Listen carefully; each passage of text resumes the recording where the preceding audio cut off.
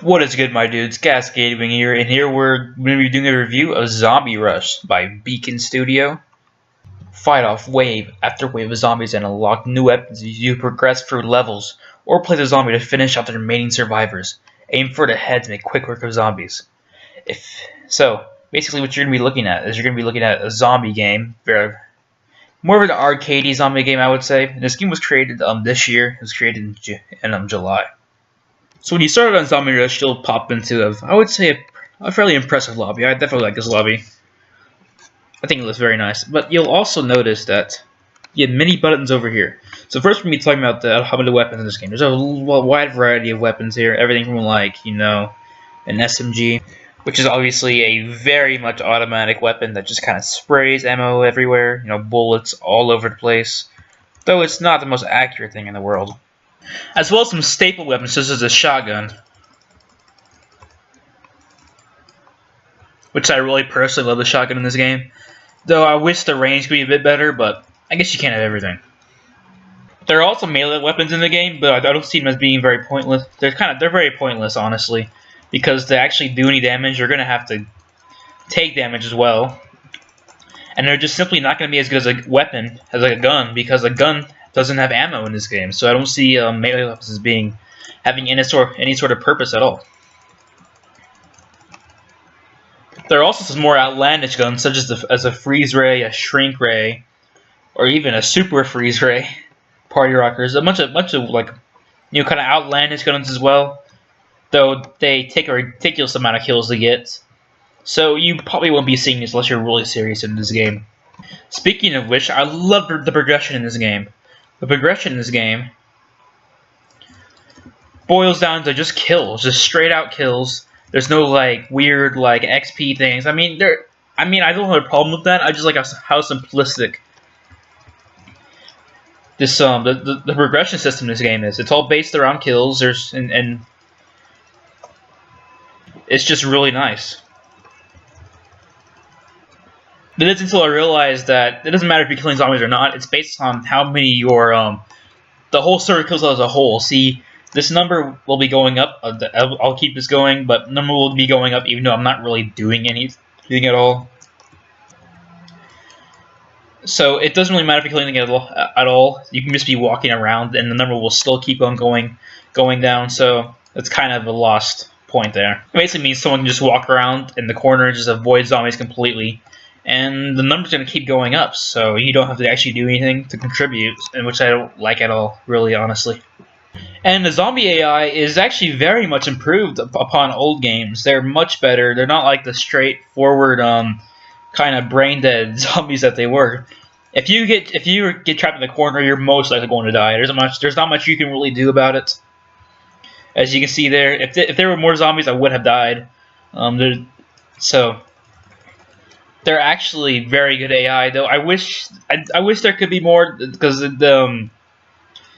there's just not really much as far as the zombies go themselves. Every zombie is the same, just with a different stat line, basically. They'll have, oh look, there's a gold zombie. It has slightly more health. Oh look, there's a giant zombie. It has more health. Oh look, there's a green zombie. It's slightly faster. That's basically all there really is. There's no like huge infinite zombies. I mean, even some of the old Left 4 Dead games that were on here, the Left 4 Dead copies, at least they had like boomers, the ones that like exploded, So I just wish there could be more there, but otherwise it's pretty good. Expanding on zombie AI, the zombie AI is actually very good at going for buildings as well. As you can see, they go around there very easily. I feel like that's a huge improvement on the old AI. The games that the old zombie games used to use, where they would just come straight at you and they would get locked on walls. I feel like that's a huge improvement upon the old AI. They can also go up ramps while in buildings, which is also a good thing. So if you're on the top of a building, then they will go up a ramp to get to you. So I feel like it's just a huge improvement over old zombie AI. Though it isn't without its flaws. Sometimes zombies will get clipped on walls. It does happen, so so look out for that. It does happen, so there are some bugs in the system, but it's still a huge improvement on the old AI. I'm sure you can agree. Speaking of which, once you finally die, you can also become a zombie. This is found when you're in the lobby. There will be this red button over here that pops up, and you will spawn in as a zombie. And you're basically a zombie. Hey, you have more health than normal zombie. You're also slightly faster, but overall, you're essentially a zombie, though you do a lot more damage than a normal zombie. You can also customize the weapon that your zombie uses. This can be found in the Z tab of your weapons, as you can see right here. Weapons tab in the Z.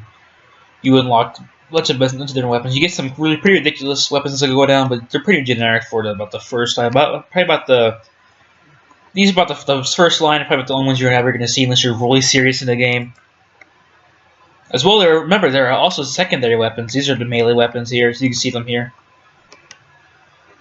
Though melee again isn't very useful.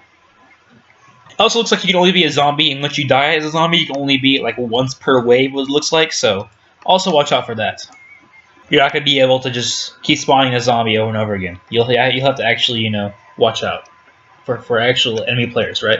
And about the maps, none of the maps are really like jump out at me like, wow, this is an amazing map. There's nothing really outlandish in the maps. I mean, this is probably one of the better ones here. There's nothing really that really stands out. They're all just kind of there. They're kind of like, okay, this is an okay map.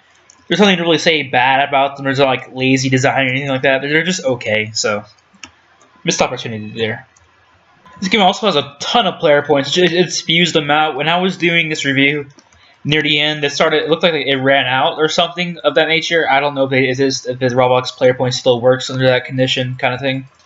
But it was spewing them out when I was doing the beginning of this review and I was getting a feel for the game. So if you're looking for player points, it does have this as well. There we go, right there.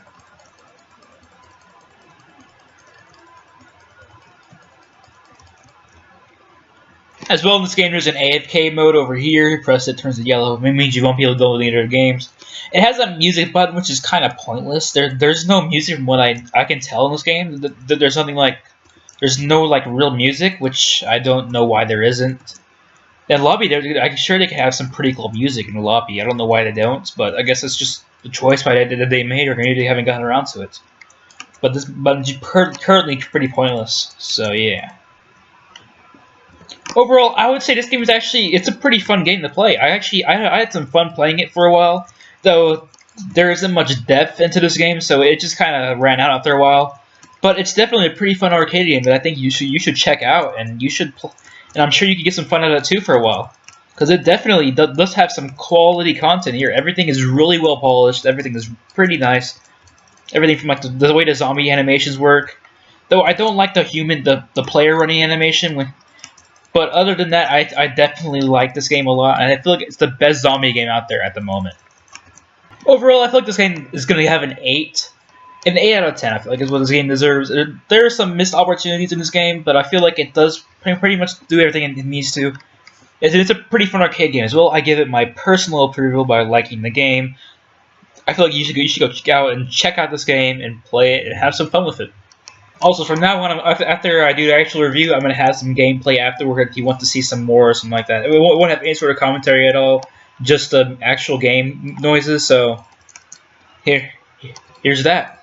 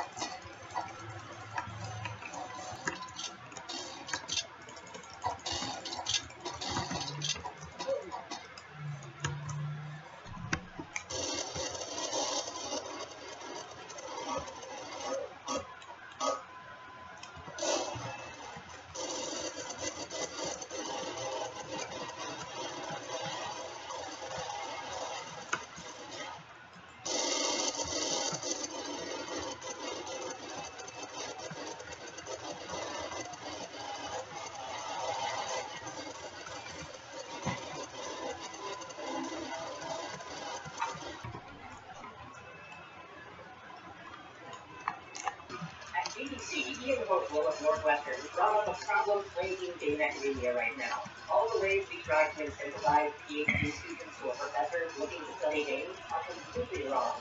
The first and most obvious problem is the fact that building things rarely counts towards tenure or getting your PhD.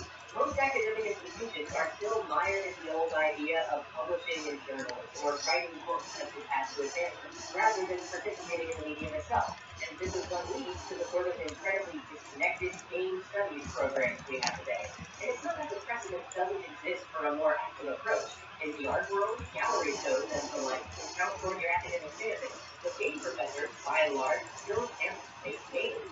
Professor Horst came from a robotics background, and he recalls that when he